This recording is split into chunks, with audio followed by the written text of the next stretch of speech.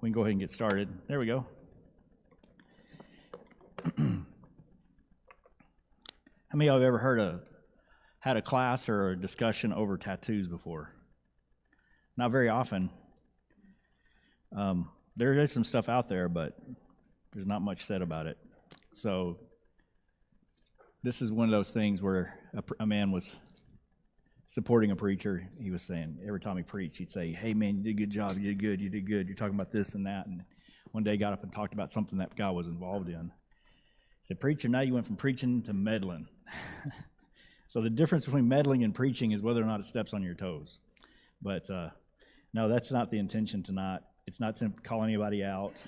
I have a pretty mild view on the topic myself, personally, but it is something that should be discussed because it does come up, and there are issues involved that we ought to be considerate of. If I can make this work.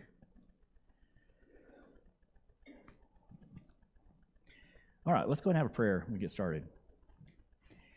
Our Father in heaven, we're so thankful for the opportunity that we have to study your word. Lord, as we look at these matters of judgment, help us, Father, to use wisdom. Help us, Father, to recognize where we may need to make corrections or where we need to correct our thinking. Thank you, Father, for the opportunities that we have to not only to study, but to practice and to be a light to the community around us. And we pray, Father, that you'll help us to find those people who are looking for you. In Jesus' name I pray, amen. Okay, so the title of the lesson, of the article that I found was actually something out of Russia.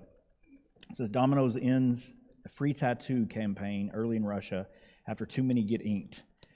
So what happened was Domino's, they had a promotional campaign for free pizza if you got a tattoo of their logo, which you see a picture of, with a hashtag that says, well, what that says there, that means Domino's forever.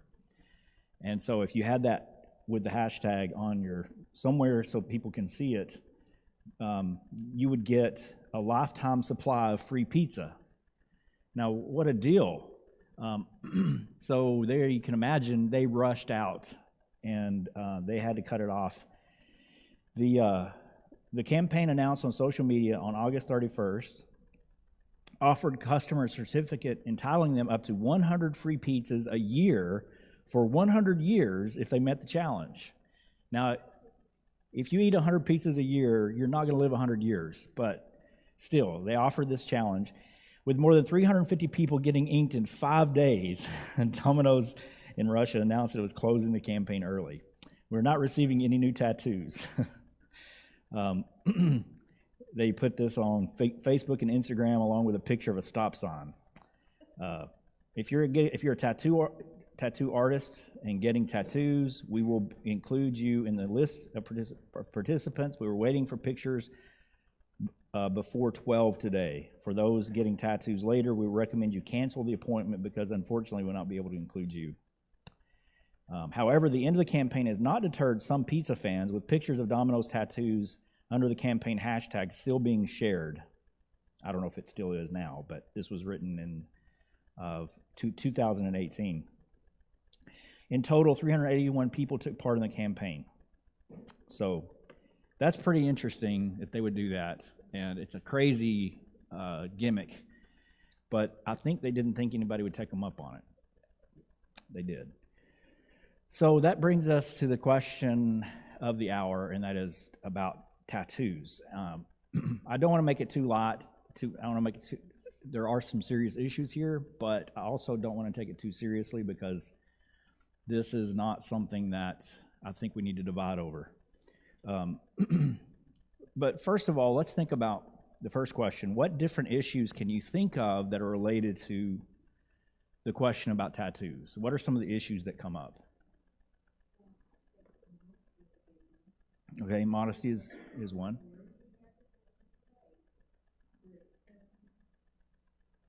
Right. Yeah.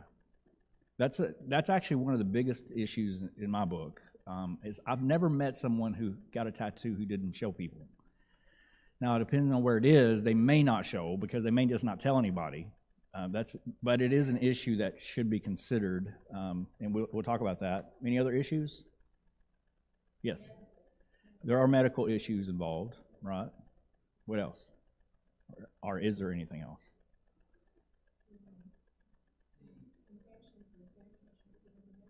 Yeah, under medical.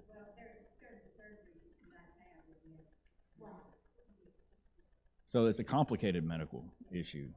What were you saying?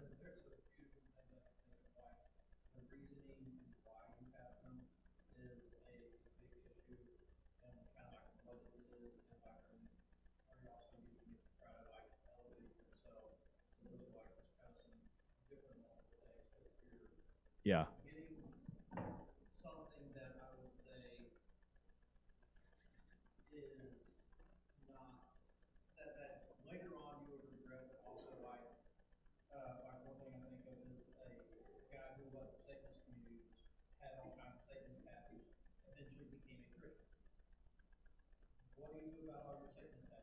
Okay, good. So social impact would be definitely a consideration. I mean, if you had KKK on your forehead, that says something, right? Yeah, right. Yeah, they can be changed, and it's difficult, it's painful, but it can be done, that's a good thing, right? Yeah, and I've seen people do it like over it. They do other things. You can have removals, right?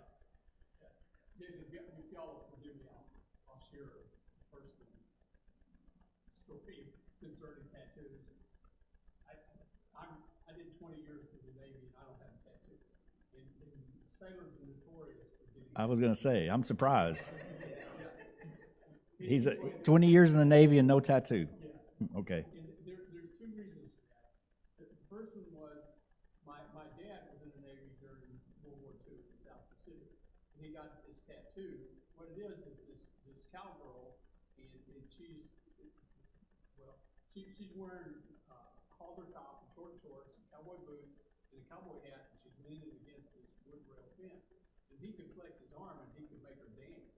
My mother hated that tattoo. I mean, hated it. I can see why. So when I was 17 and I was leaving for Navy boot camp, right, my mother, she hugged my neck and she told me she loved me. And then the next thing she said, she took her finger and pointed at me, and she said, "You don't come home with no tattoo." All right. And I can tell you, I would not be a rector if he'd gotten one of those.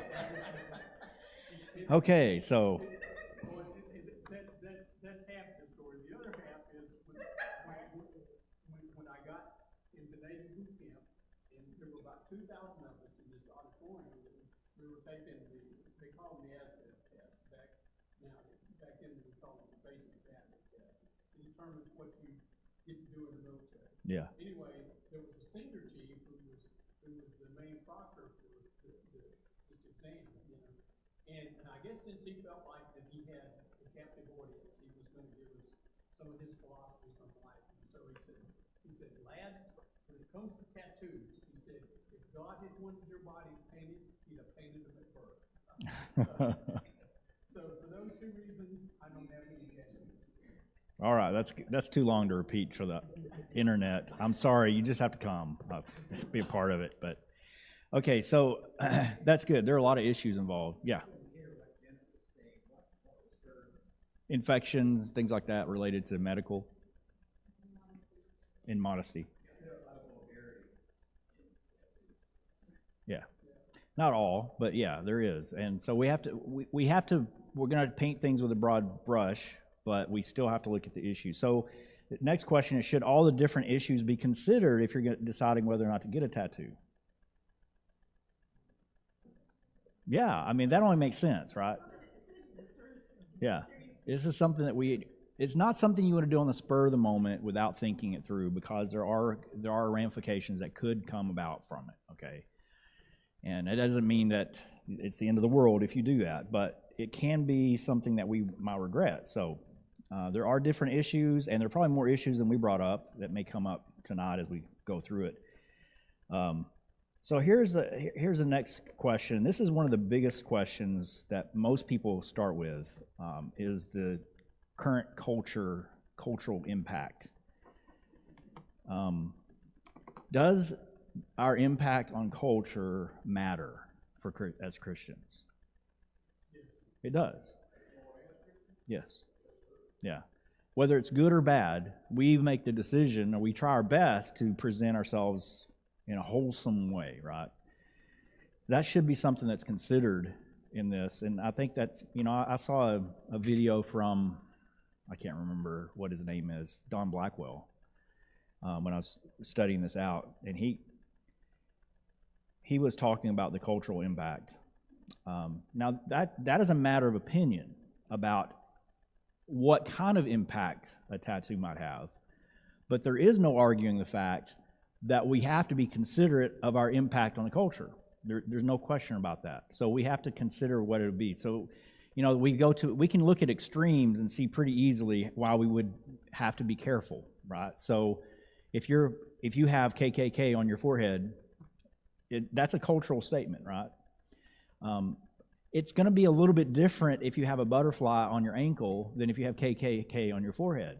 There's no question about that. This is a matter of degrees, big time degrees. And that's why a lot of this has to be a matter of judgment. So I think we can pretty definitively say the KKK on your forehead is not something we want, right? But what kind of cultural impact does a butterfly on the ankle have? That's debatable. So we look at the kind of people that generally get tattoos. That's something that comes up a lot, and that sounds very, prejudice isn't the right word, but it sounds very judgmental, but it is a consideration, right?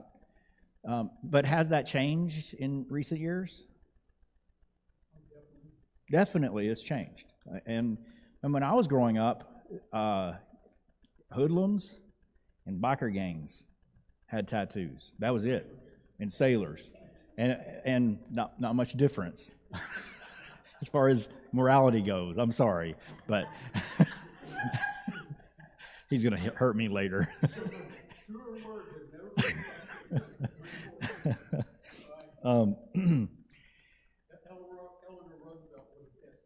Oh, okay. All right, so that has changed dramatically because now we're seeing people of all walks of life getting them from time to time, and they're a lot more socially acceptable today. I don't think anybody can argue that. Does that mean that it's right to do? I'm not saying that it is. For me, it's a no. I'm not going to do it, and I have a lot of reasons for it. One of them is because I don't want the needles on me.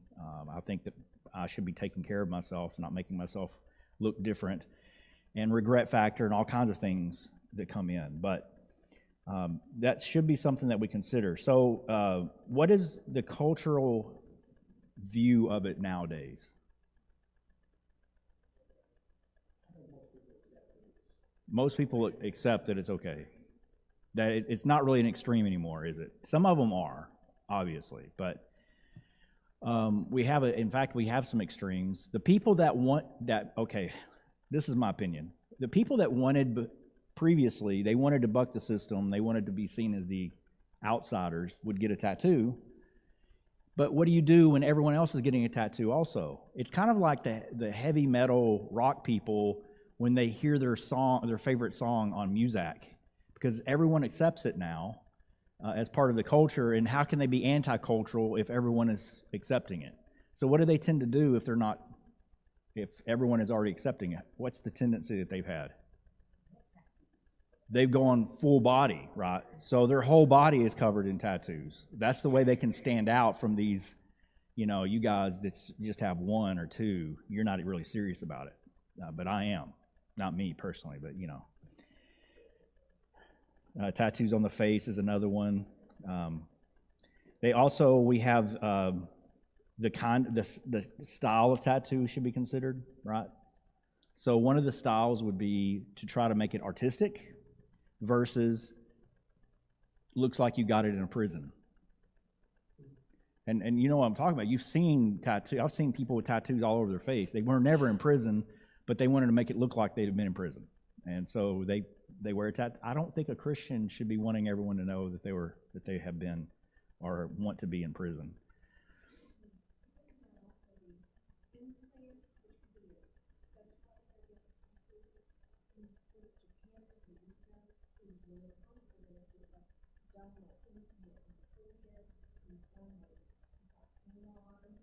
Yeah, there's implants that's a different issue, but it is similar. They kind of go hand in hand. I've seen people that got devil horns. I've seen people do all kinds of crazy stuff. So body modification is part of this as well. And I mean, you are modifying your body by inking it, tatting it up, right? So it is something to do it. One of the things that came up, the issues that someone mentioned was the idea of why you're doing it, right? So we have to analyze, ask the question, why am I doing this? And I'm not suggesting that there can never be a reason for it, but a lot of the times people do it, it's not a valid reason in my thinking. I can't imagine saying that it's doing that as saying that this is a valid reason for it, simply because I want to do it. But our society pretty much says you do whatever you want to do and don't worry about the consequences, right? We just don't know what the consequences are sometimes. Right now, it's very popular. 30 years from now, it may not be so much. And so we have to consider a lot of different things. Are there possible medical benefits to some types of tattoo?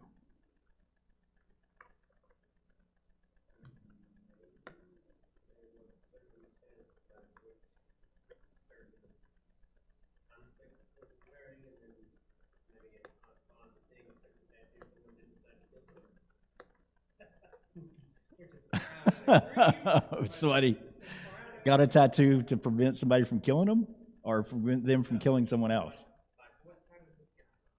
Oh, I see. So you're trying to show your colors. Interesting. Like those in the Marines, what he did, what a lot of Marines did, they got their dog tag information tattooed on somewhere on their torso, because in case of combat, I think the one thing that will remain intact is the torso, so they can still identify. Okay, so some people might do it for identification. Is that valid? That's the first I've heard of that.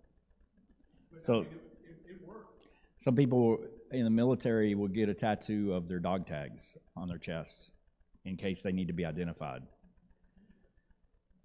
There may not be much of it left, but you're taking it, but you're still probably not gonna have that little metal band. It's like on the side or something. On their side. I've actually heard of experimental medication that they're talking about actually inking people with, and this would be long-term medications. I don't think it's out yet, but they're talking about it. It would be obviously a different kind of ink, but they have had discussions about it as far as how a delivery system. Related to that, one of the things that came up when I was doing the research that came up along with it almost always was piercings and body modification, like you said. All right, so let's talk about the piercings. All right, is there any relationship or any correlation between body piercing and tattoos? To some degree.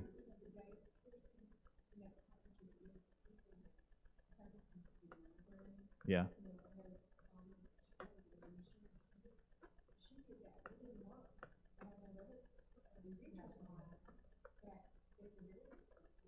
Yeah, there is actually one where you can put it in the ear, a certain part of the ear, and it helps with migraines. It depends on the migraine, but yeah, and it's a very good one. And what they have to do is, what I was told, after a while it stops working, so you do the next one and take this one out. You do that one. When that one heals up, this one stops working, then you just keep alternating back and forth. I don't know if that's effective or if it's all in their brain, but it seems to work for a lot of them. Yeah, it's a pressure point kind of thing. So I bring that up because it's important that we not make blanket statements. I've known people that have those kinds of things, of people made rude comments about the fact that they had, why are you piercing more than one place? You should pierce here. First of all, who is it that decided this part of your ear has to be pierced but not this one? Our culture did, right? There's no person that sat down and said, this is, and nowadays, this one is not very uncommon at all. It's pretty common. You have it here, and even here, and here. And so we have to ask questions about, okay, how much is too much? Where's the extreme? We're going to get into some Bible, I promise you. We're going to get into some Bible, but these are just issues that come up. Back in the days of sailing ships, if a sailor had gone around Cape Horn, which is without question the roughest waters on the planet. I mean, it's where the Atlantic and Pacific Oceans meet, and the wind is typically blowing against the current. And 30-foot waves, that's a calm day on Cape Horn. The sailor that had been around Cape Horn, he's about his ear ring is about 2 inches or so in diameter, and he put it in his left ear. And it also meant that he could toast the king or queen with a seaboot on the table. Oh, wow. He had some privilege because of that, huh? So, more Navy stuff with the earrings. I figured you'd have something to say. Did you have your ear pierced? No, I've never been around Cape Horn. So you go on Cape Horn. I want you to take that trip. I want you to take that trip so we can see it. Actually, I'm what's referred to in nautical terms as a lowly polyglot. I've never been south of the equator. I've been to 4 degrees north of it, and I have seen the Southern Cross, but I've never crossed the equator. Never crossed the equator, huh? In nautical terms, I'm what's termed as a lowly polyglot. Yes, ma'am. When I went to Egypt in '99, and we saw the pharaohs, the statues and everything. The pictures and the mummies in the museum. They had piercings in all of their ears. They wore chains of gold that went down to their bellies, just ornated. Mm-hmm. So it goes way back. Oh, yeah, it goes way back. That actually brings up another issue, and it relates to modesty, and that is the how you adorn yourself, right? And Peter specifically talks about that with women, but it would apply to men too, that you don't adorn yourself with gold and silver only, but your intention is that you have a good heart, right? So it's on the inside. But let's look at Matthew 7:1. Everyone probably can quote this one. How does this apply to this topic? Judge not that you be not judged.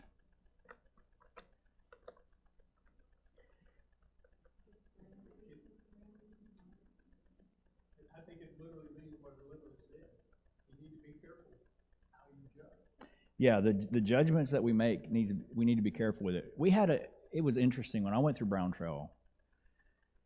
There was a new crop of students that came in after I had been there 6 months, and I think there were 6 students, and 4 of them never wore short sleeve shirt. They always had their long sleeves, and they had piercings everywhere that were healing up. And you could tell they came from a rough background, but people looking at them may make judgments about them because of what they have on them. And that's a perfect example of it. We can make judgments about people. Say, oh, look at that person.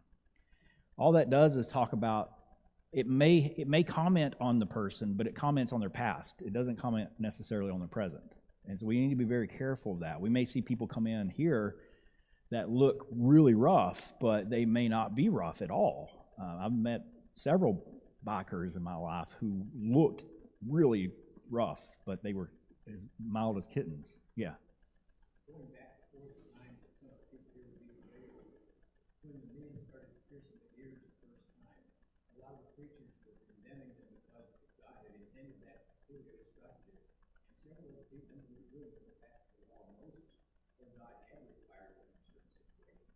That's true. He did require piercing in the old law for slaves.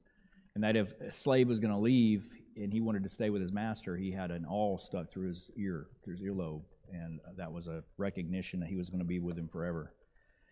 That's true. So these are all, we have to have balance when we're talking about these kinds of things. I think that's a very apropos, is that the right way to say it? It's important that we recognize that. And when he's talking about here about judging, we need to be careful. Here's the thing about matters of judgment. We are all entitled to our opinion about things, our judgments. But that doesn't mean that because we have the right to make a judgment, doesn't mean that God's going to agree with the judgment. Right? Because it could be that we're wrong about it. So I need to be careful what I'm judging and how I judge, and not just say, well, I can do it if I want to. Yeah, there are matters of opinion, but that's what a lot of people don't understand is we're going to stand one day before God, and he's going to say, hey, this is right or wrong. That's the way I see it anyway. Yeah. God has the ability to see the heart, and we don't. Yeah. And it usually does come down to the heart, right? So I'm not trying to scare anybody or anything like that, but it's something that we should take seriously, but we need to be careful the kind of judgments that we make about it. Let's look in Leviticus 19. This is actually one that nobody has mentioned yet.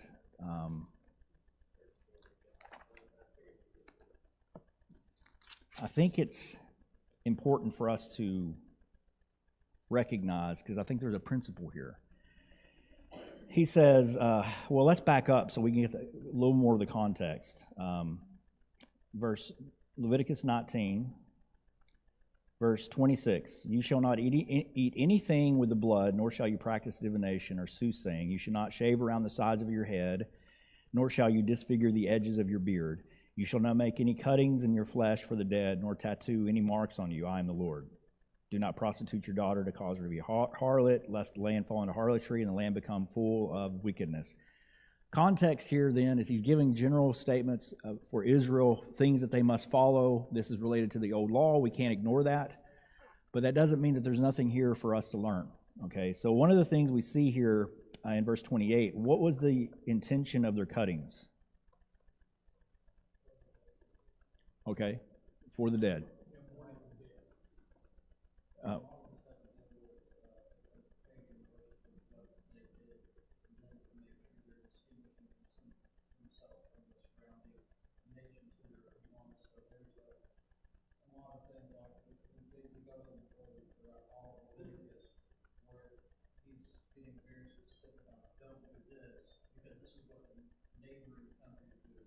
Yeah. It's not saying that we can't do things that other pagans do, like they sing, we sing. It's you're needing to be set apart, pure, holy, as a unique kind of people, and you're defiling yourself as an image bearer of God. Right. Very disrespectful. Yeah, that's a good way to put it. So there are cuttings for the dead, and the supposition is that there's actually a couple of ways of looking at it, but one of the most common suppositions about this is that this is practiced related to idolatry. It's very likely that it was. And so, of course, you're not going to be practicing the same things. But like you said, you know, if a pagan walks through a door, that doesn't mean that we can't walk through a door, right? We're going to do something similar, but it's the reasoning behind it. They do it. So if they're cutting themselves for the dead and it's a pagan ritual and they're doing it in the name of their god so that they can find relief or something like that, that would be definitely frowned on. But there's another way, another principle. Why would someone else be cutting for the dead if it's not a pagan ritual? Well, we can know someone who, on the anniversary of her husband's death, she goes and gets another tattoo because somehow the pain releases something. It's part of There is in like 25 years. there is a psychological effect of cutting, and there are people who have done it and do it regularly because at least they can feel something, is what I hear, or it helps them to regulate their emotions. It's self-medication kind of thing. Yeah. Judging virtually all the islanders out in the Pacific, before Christian missionaries out here, they would cut themselves to mourn for their dead. Mm-hmm. And so we even see it in the Old Testament. Remember with Elijah at Mount Carmel? And they were calling on their God to come down and bring fire down and light their sacrifice on fire. What were they doing? Dancing and cutting themselves, right? Calling forth. Now that's obviously pagan, but there is something psychological. I would say that either one of those would be applicable. If you're going around hurting yourself for the sake of mourning because you're mourning, that definitely is a problem. And like you said, Carla said, I know people that do that regularly because they want to feel the pain, and that's how they mourn. I think that's a principle that we need to recognize. So it comes back to, why am I doing it? And the thing is with that, if you're doing it for that reason, it's never going to be enough. You can fill your whole body with it, and you still have mourning. There's only so much skin service, yeah. And that's actually really bad condition. People need to get help if they're doing that kind of thing. All right, so I think that something we could learn, if you look at what he says, make any cuttings in your flesh for the dead, nor tattoo any marks on you. Those things are relate to one another. I don't know if they're exactly the same usage, but they're in the same context. So if the tattooing is related to mourning, I think that relates to that. And generally speaking, that's how you're going to get the ink in there. You're going to have to somehow pierce the flesh. And so I think it's what we should take out. Now, that doesn't, generally speaking, I've heard people arguing for tattoos. They say, well, look at verse 27. If you can't have cuttings, then you can't shave around the sides of your head. If shaving around the side of my head made a statement that I'm following a pagan practice, or made a statement I'm mourning somehow and I'm hurting myself in doing that, I would agree 100%. If you go to another country and shaving your beard is an insult to their people, you don't shave, right? Or if having a beard is an insult, you shave it off. That's the way it works. So yes, that's true, but it's not a good argument saying that it's okay. All right, let's look in 1 Corinthians chapter 10.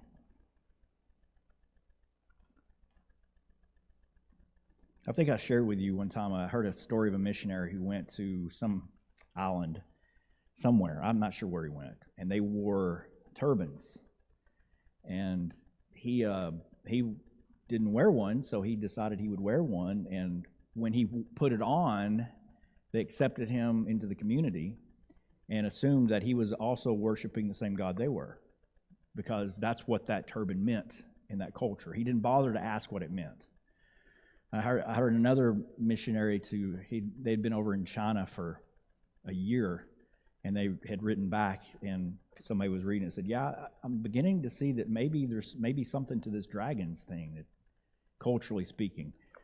They didn't know anything about the culture enough to know if you know anything about China, dragons are huge, but they didn't know anything about dragons, and they'd been there for a year. We need to be culturally sensitive, right? So anyway, look at 1 Corinthians chapter 10, verse 23. It says, all things are lawful for me, but not all things are helpful. All things are lawful for me, but not all things edify. Let no one seek his own, but each one is the other's well-being. Eat whatever is sold in the meat market, asking no questions for conscience sake. For the earth is the Lord's and all its fullness. If any of those who do not believe invite you to dinner and you desire to go, eat whatever is set before you, asking no question for conscience sake. But if anyone says to you, this was offered to idols, do not eat it for the sake of the one who told you and for conscience sake. For the earth is the Lord's and all its fullness. Conscience, I say, not your own, but that of the other. For why is my liberty judged by another man's conscience? But if I partake with thanks, why am I evil spoken of for the food over which I give thanks? Therefore, whether you eat or drink, whatever you do all to the glory of God. And that's his point. Do it that doesn't mean that, it does mean this, but it doesn't just mean that when we eat something, we say a prayer of thanks to God about it. Sure, it applies to that, but the implications are much larger than that, right? Why is it that you're not supposed to ask if it was where the meat came from in that culture? It was very possible that meat had been offered to an idol, right? So why wouldn't you want to ask about it?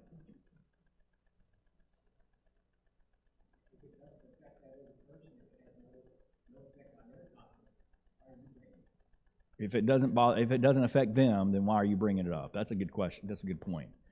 So if they are doing this as a type of worship, you probably are going to be told about it.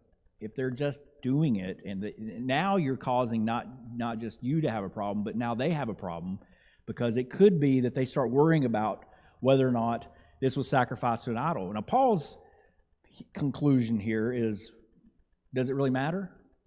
I mean, in the essence of the meat itself, does the meat change in essence because it was offered to an idol? No, it doesn't. There's nothing wrong. And he even says that we're talking about in verse 26, the earth is the Lord's and all its fullness. So whether or not someone somewhere might think that this was offered to their God, there is no such thing as this God. The only God is God. And so it's all his.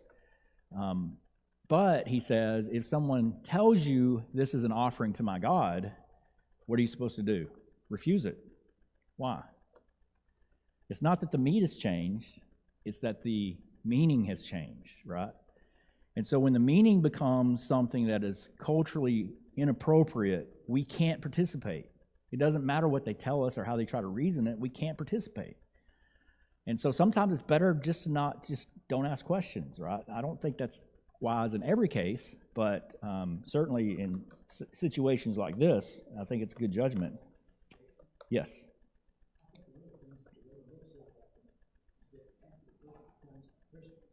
Things change within their life. Many of the things that have happened prior to that cannot be changed. If you forgive them, some things just physically can't change. Right. Some things can't change once you become a Christian. I agree. So we have to be careful of that as well. And well, that brings up an interesting question. So if you believe that you got a tattoo and it's wrong, what do you need to do? How are you going to fix it? You're going to have to save some money, and you're going to and go through the process, right? Chances are you're not going to do it tomorrow, so it may take some time. If you have the KKK on your forehead, you may be asking people for funds, right? But if it's just a benign thing, it's just something that's hidden, I would suggest keep it hidden. If it bothers your conscience, keep it hidden. And that just makes sense. So we had to do that at camp. We had to make a rule.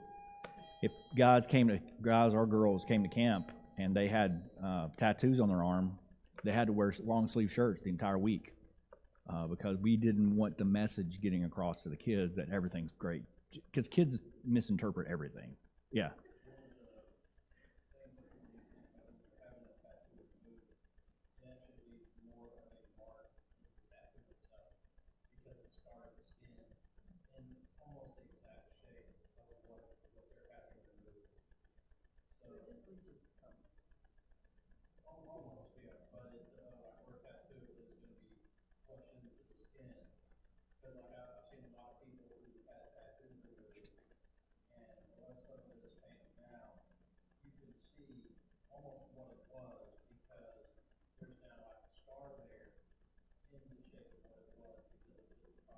Oh, I see. That's a possibility. And we were mentioned earlier that some people just change it, right? So you can change it up a lot.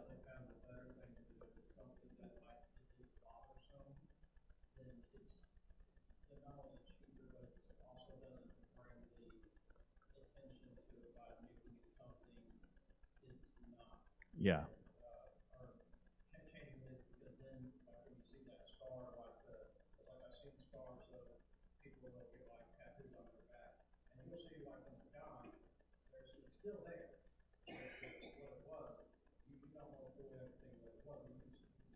You can see the shape of it. Yeah.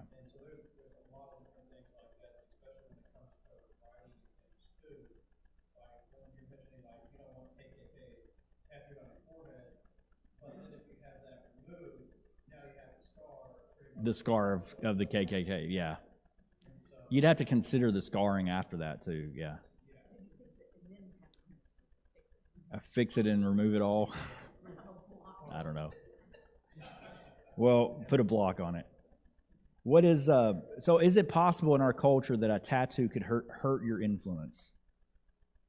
It is possible, and so we need to think about that. We need to think about it. That's the reason it's a complete no for me, unless there's some good medical reason or some pressing reason to do it.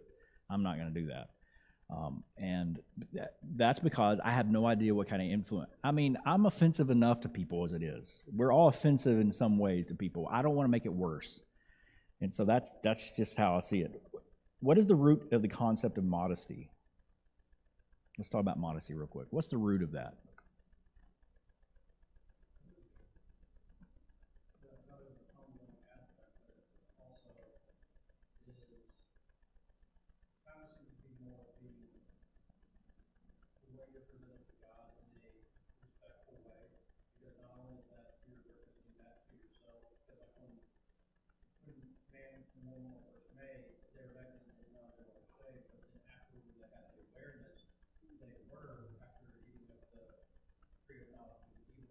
Mm-hmm.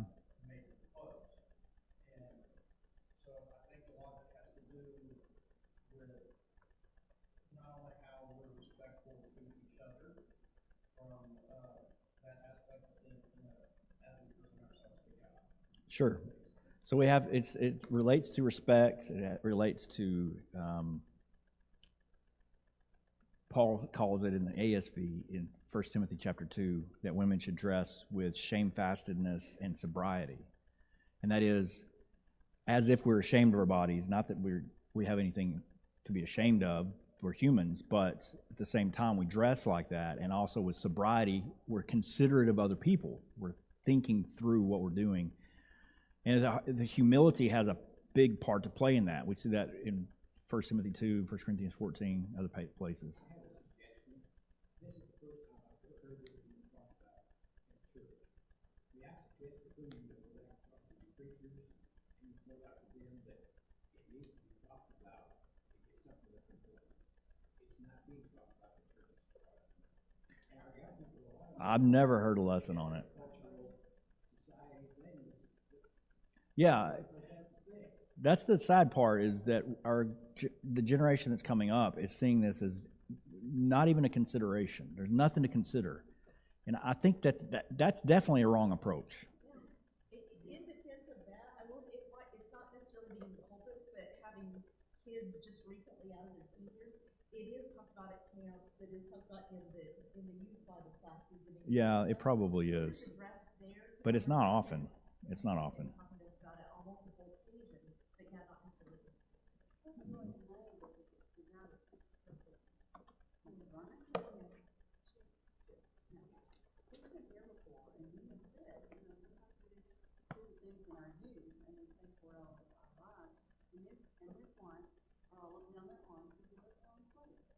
Yeah. Right. He can't really hide that. He's trying his best. So modesty has to do with how you present yourself to other people. Are you trying to get attention for yourself or bring attention to God? Ultimately, that's what it comes down to. That's why we tend to go with our culture. We tend to talk about less clothes. And Paul talked about it. He actually was talking about more clothes and gaudiness and things like that. But it applies both ways, both ends of the spectrum. It applies, and we have to be careful. And so modesty also means that you don't want to call attention to yourself. Well, if you get it, and this is just one part of this, but if you get a tattoo, you're showing everybody, look at me, right? And I mean, you put it all over Facebook. Why would you pay that much money and not show anybody? Now, I recognize that sometimes couples do that kind of thing. I'm not saying anything about that, but it is something we need to at least take seriously and think about. And the last question, I think the bell rang, right? The second bell rang? Last question is, does regret have a part in this discussion? It does, and we can regret it. I've known people that did.